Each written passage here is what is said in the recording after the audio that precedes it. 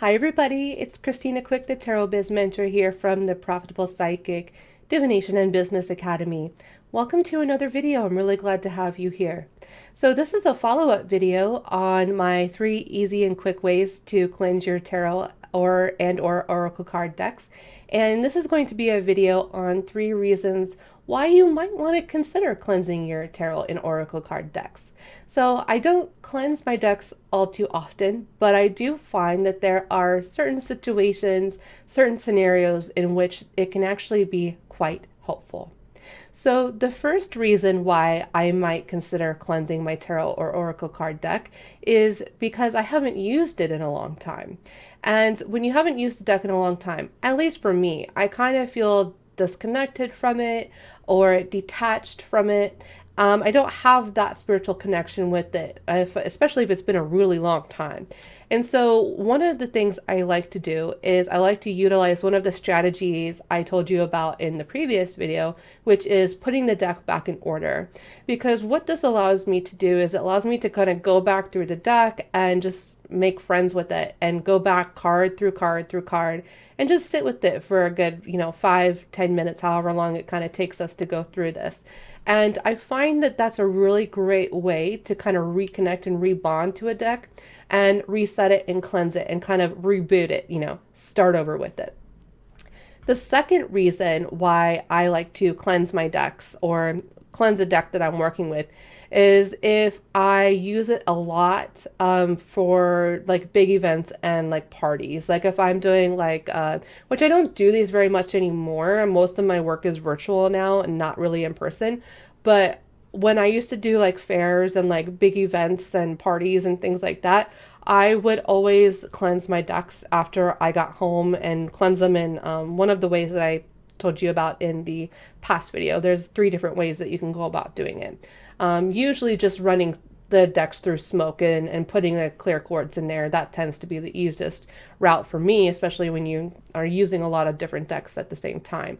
And, sometimes I've found it doesn't happen all the time, but I've found if I'm at an event and there's a lot going on, it's very busy, I find that sometimes afterwards when I'm transitioning from working in the fair and party mindset to back to my personal clients, which is a different type of client altogether, that I've noticed the deck can kind of go on the fritz a little bit, or it can kind of just it can kind of come out jumbled, like the readings can kind of come out jumbled. So if that happens to you, you may want to consider cleansing your tarot or oracle card deck.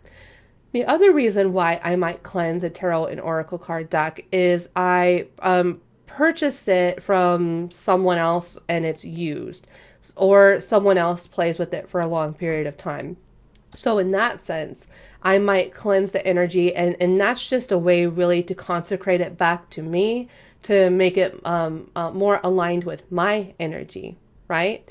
And I actually do this in a very specific way, which is just running the smoke through it and putting a clear quartz in it. I'm very interesting in the way that when I purchase a deck from someone else, I actually don't like to immediately put it back into its specific ordering. So that was one of the ways I showed you guys in the past video about how to cleanse your tarot and oracle card decks. Now, I'm kind of funny in that way. I think deep down personally, it's my belief that that tarot cards can hold the magic of the person who reads them.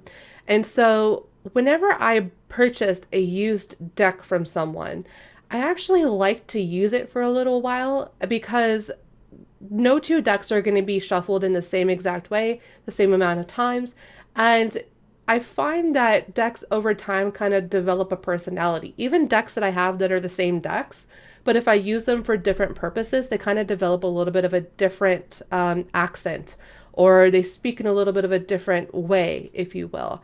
And so one thing that especially if I liked the reader, I like to just kind of do like a deck interview, like maybe put it down a couple cards and just say, hey, tell me about this deck, tell me about the energy that's behind this deck right now. And if I like the energy and the energy's good, like if I get Empress or 10 of Pentacles or some really good cards, the Lover's card, then I'll keep it. It's like, hey, this is good. This is great. This is already magically charged. It's already got lots of energy on it. I'm just going to keep going with it. I'll tap onto that other person's energy, right? But if I pull a couple cards and they're kind of negative cards, like Three of Swords or the Devil, or, some of the kind of negative cards, then I'll say, you know what? Okay, we'll go ahead and cleanse this. So I kind of just leave it up to the deck to tell me if it wants to be cleansed or not, or if it's going to be a helpful ally, because I do think that tarot cards, in a sense, can retain their own sort of spirits, their own sort of intelligence. And if that sort of spirit or intelligence is helpful and beneficial, then I'll work with it. But if it's not, then okay, I'll cleanse it. So over to you. Those are three ways that three reasons why I would consider cleansing my tarot and oracle card decks. And I'm curious if you have specific reasons or situations or scenarios that you've come across that may be different from mine, that have told you, okay, well, maybe this deck needs a good cleansing. So let me know in the comments down below, and I will see you in the next video. Bye.